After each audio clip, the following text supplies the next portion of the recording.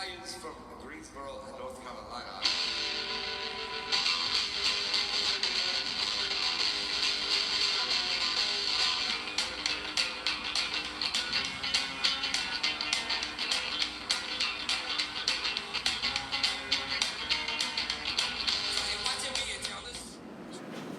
This is Eric with Touring America coming back to you from the road with a quickie tech update. I just wanted to throw this out there as kind of a big picture of some of the tech that we take with us when we're on the road, both to do planning and capture the trip and trip planning. So we're just going to kind of go over these things real quick, item by item. This will be a short one. So in the last video, I already showed you quickly our GPSs. We got a Zumo 660 going, as well as a BMW Motorrad Nav 5. We use those for trip planning and tracking. We'll be uploading our tracks at the end of this trip for those of you who like what you see. We also got some other stuff that we use for communications. This is the Sena 20S, as well as the Sena handlebar clamp mount. They work together through Bluetooth so that you can control your music and your camera without having to take your hands off the handlebars. It's got a spring clamp. Why don't you go ahead and open that up real quick, right? And it clamps right around your grips. But we did notice, this is Jason's, he uses it on his R1200 RT, and that in the default configuration as you see it there, it actually does get in the way of the clutch lever on the left-hand handlebar. But they do give you an adapter inside of it to alleviate that issue. Other stuff that we bring with us, of course, everybody's got their phones, and apparently I've got to file a witness slip there. I got a Facebook message, as well as iPads. And the iPads are really nice for a couple things. Number one, I'm actually filming this directly on my iPad right now. It makes it easy to upload the videos.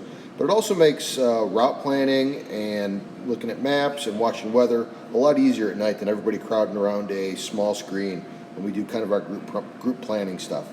The other thing that's nice is to load up a bunch of movies on it. So if you get stuck in a rainy day like we have today, you can throw something up, bring the appropriate adapters, and you can throw it up on your hotel TV if you need to. Other things that we've got here, aside from the Sena, which Jason and I both have, Anebo's running the Uclear helmet communication system. HBC 100, I've been informed. And that's just another one of the products that's out on the market, right? You've got the Uclear, you've got the Senas.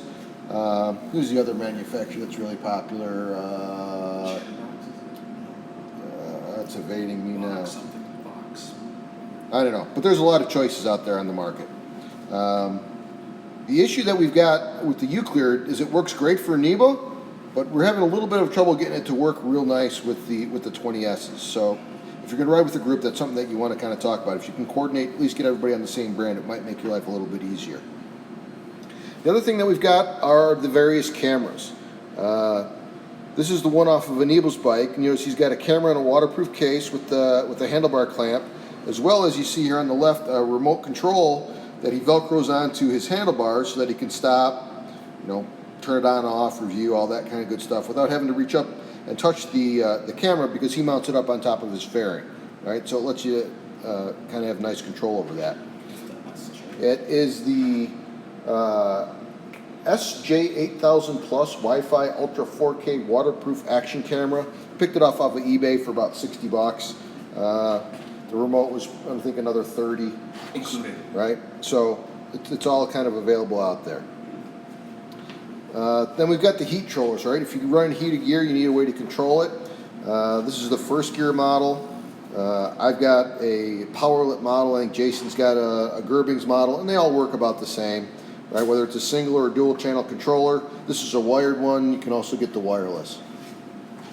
The last thing I want to put on here is the Sena Prism helmet cams. I'm running a couple of these now. I run one for video and one for time-lapse photos. So there's a lot of tech that we do bring, and all of this, of course, means that you have to bring the right chargers. One of the things that have really come a long way is not everything's got its own proprietary charger anymore. We run several USB-based charging systems, both on the bike and off. If you watch my video about setting up your tank bag, you'll notice I've got USB power right there in my bag. So there's a lot of tech that you can use to make your trip better. None of this stuff is absolutely necessary. When we first started, we didn't have any of this. We didn't have iPads. We didn't have cameras. Right? It was all paper maps, pencils, and sitting around trying to make the best decisions about weather that we could based on whatever was going on in the Weather Channel. So just a quick update on tech. Make sure you stick around here on Touring America to see more of what we've got going on our spring trip to the Gatlinburg area.